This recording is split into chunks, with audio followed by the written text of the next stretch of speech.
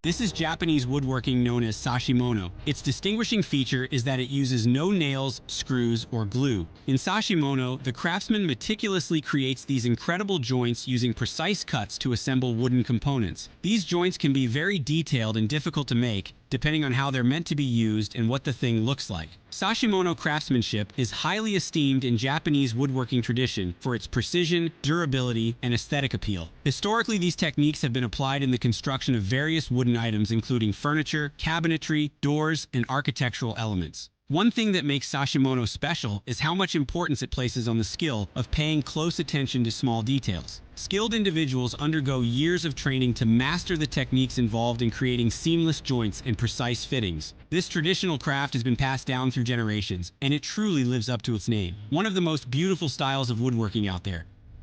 What would you rate sashimono woodworking on a scale of 1 to 10?